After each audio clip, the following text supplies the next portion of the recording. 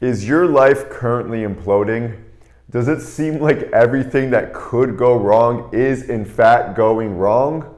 Are you having an existential crisis where you're wondering and starting to question what the meaning and purpose of even living and moving on is?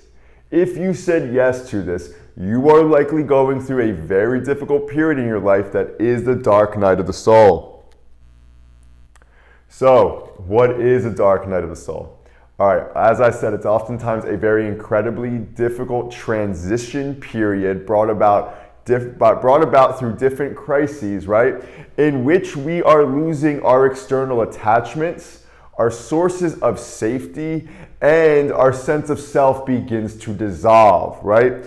Now, a dark night of the soul differs from a regular depression, even though there definitely is some overlap, in the sense that a dark night of the soul is a spiritual and existential form of crises, right? It is not so much rooted in a chemical imbalance or a genetic disposition or even really negative thought patterns, right? It is the dissolution of self. There is chaos, and what it does is it brings about the dissolving of the ego to the point where you feel like you're free falling and you don't even know who you are. Oftentimes, it is marked by feeling completely disconnected from God, source. You feel betrayed in life, right? You don't even feel safe around your external environment because you just keep losing everything that you've attached your sense of self to, right?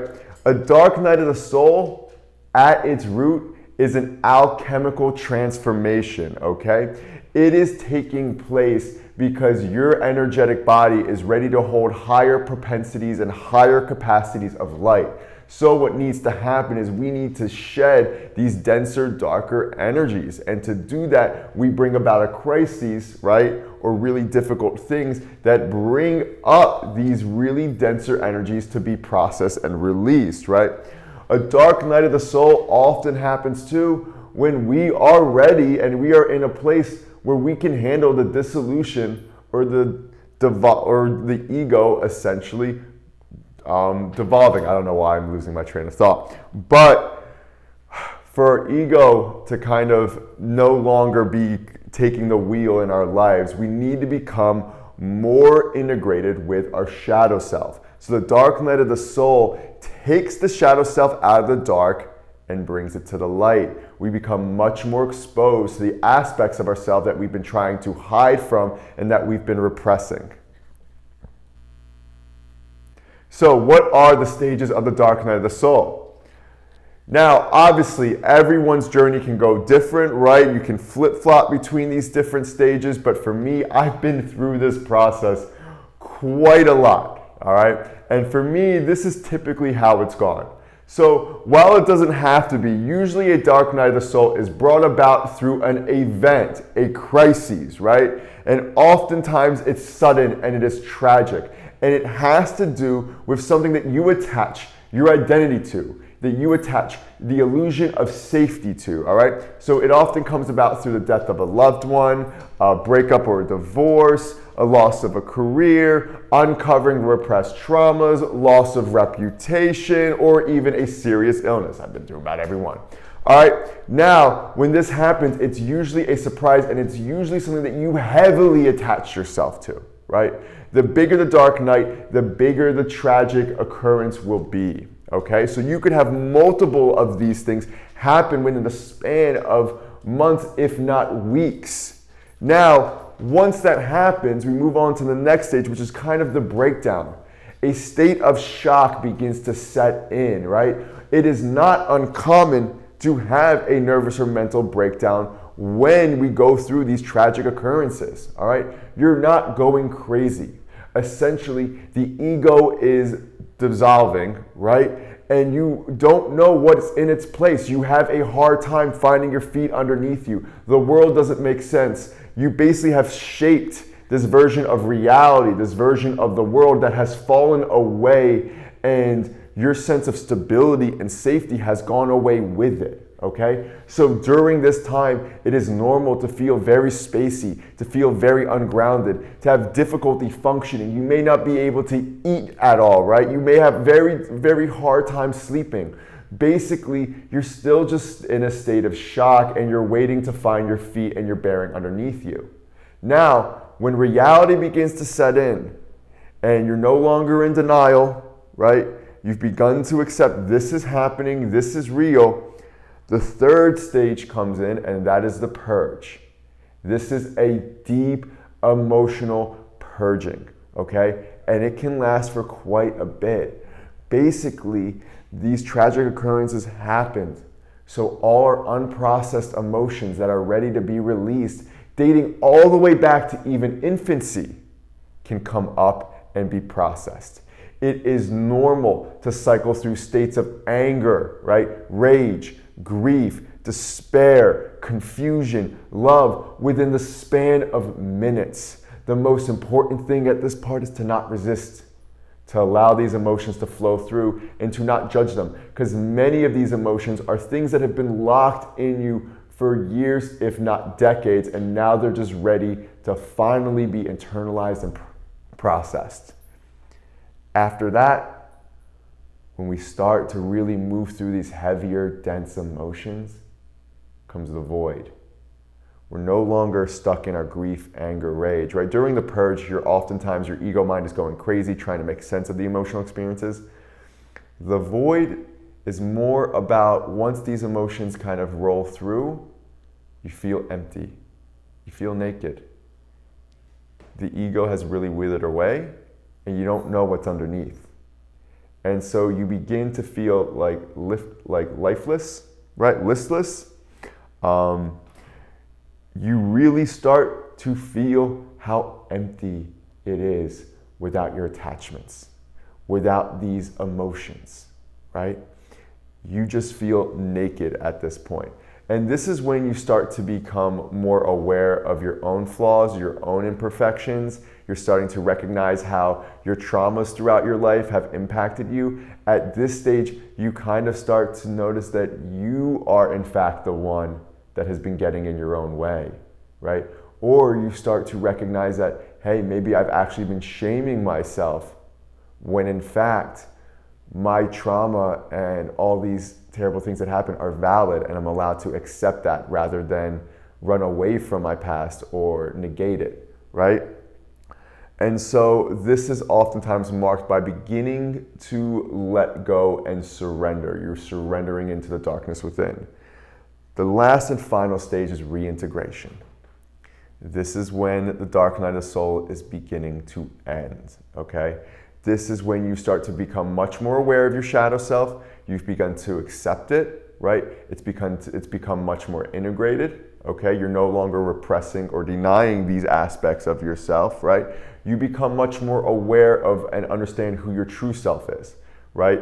You become much more accepting of letting go of the things that actually aren't in alignment. Remember, this whole thing is happening because we've attached ourselves to things that are actually no longer in alignment with us and our higher purpose and our life calling. So even though we don't think so, they have to be shed, all right? And so now we're likely more in alignment, have a greater understanding of where we're supposed to be. We've started practicing self-forgiveness. We've started practicing forgiveness to others after we've moved through the heavier emotions, right? And we start to cultivate self-love. Ultimately, this process is recognizing that we need to create wholeness from within and not depend or be reliant on external factors to create that for us. Purpose of Dark Night of Soul. We touched on this, but it's to shake you and wake you up. If you have been feeling dull, if you've been feeling listless, if you've just been kind of dragging on, just in this kind of programmed conditioning from childhood, right? Or the ego has kind of assumed too much control after your initial dark night, you will get hit with another one, right? It is to wake you back up, to show you all the ways that everything is not okay, right? As we talked about, as our energetic selves rise in vibration, we must shed the denser energies. And this is brought about through these tragic occurrences, through losing our external attachments, okay? It brings up this unprocessed shame, this unprocessed guilt, these abandonment wounds, all these things, so they are now on the surface and can be felt and released, right?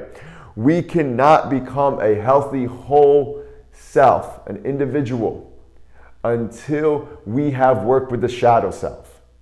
And the dark night of the soul actually is this big gateway into working with our shadow. It brings the shadow up fully so we can see it, so we can shine our light on it, so we can accept it, and so we can integrate it. It makes shadow work as easy and accessible as possible.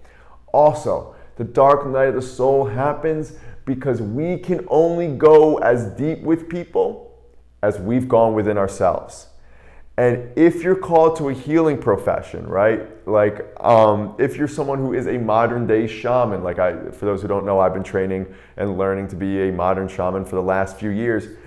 You're gonna have more of these and they're going to occur more often. If you have a calling into the healing profession, you will likely experience more dark nights of the soul, okay? And this is so that you can relate to so many different people in so many different situations because you have gone through the experience itself and you have shed aspects of the ego, right, that would get in the way of you being able to help someone from a purely unconditional place.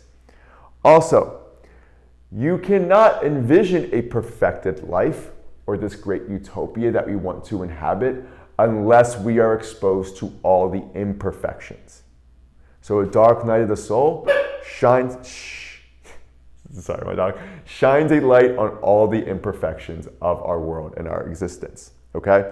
Also, this happens so we begin to be able to witness the ego. In this moment, we will see all the ways the ego has falsely attached itself to external sources for its own sense of self, for its own validation, right? So it can feel good about itself, and how faulty of a reward system that is. You'll begin to see the ego spinning these reckless thoughts or whatever, and we begin through this process to shed the ego, step back, and realize we are the witness and observer behind the thoughts and not the thoughts themselves. So, how do we survive the dark night of the soul? Well, as we talked about, it is normal to experience intrusive and running thoughts, definitely during this period, definitely when we're in free fall, definitely when we're losing our sources of stability and safety. So your thoughts will tell you that this is going to be the worst thing ever, you're not going to make it out of this, we should just kill ourselves. It is normal to have suicidal ideation during a dark night of the soul because the ego is withering away and the ego believes it is protecting you by taking you with it rather than you experiencing the unknown. So it's important to be aware of these thoughts, observe them, but to not overly identify with them, right? It is also incredibly important to not pass judgment on yourself for not wanting to go out as much, for not wanting to talk to people, for resting.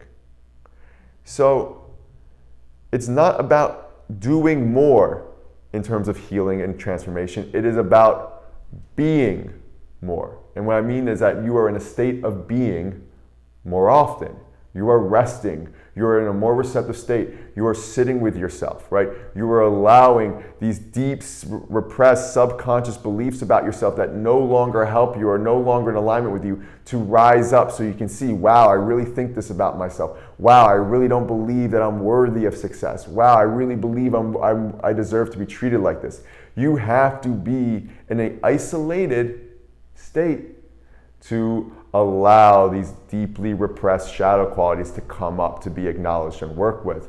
Also, while this period can be isolating and you can't judge yourself for not doing as much, for resting a lot more often, still, it's important to reach out to a few really trusted friends or to work with coaches and counselors who are aware of this process.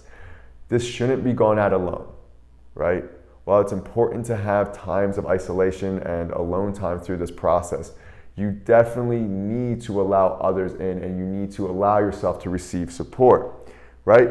As we talk about, the more that we resist the emotional purging, right, the uncomfortable emotions, the longer this process is going to take. So the more that you can just allow yourself to go within, to allow the unprocessed emotions to come up and just to work with them, to make whatever sounds your body and your vocal cords want to make, right? To let out and release whatever emotion wants to come out. You may be screaming in pillows, you may be shaking, right? You may be heaving tears, and you may not even know why. doesn't ultimately matter. These emotions just have to flow through like water and to be released. Also, surrender, as we talked about just here. The ego is going to try to convince you that losing your old sense of self is the worst thing in the world and that you have to do anything in the world to get that old sense of self back, right?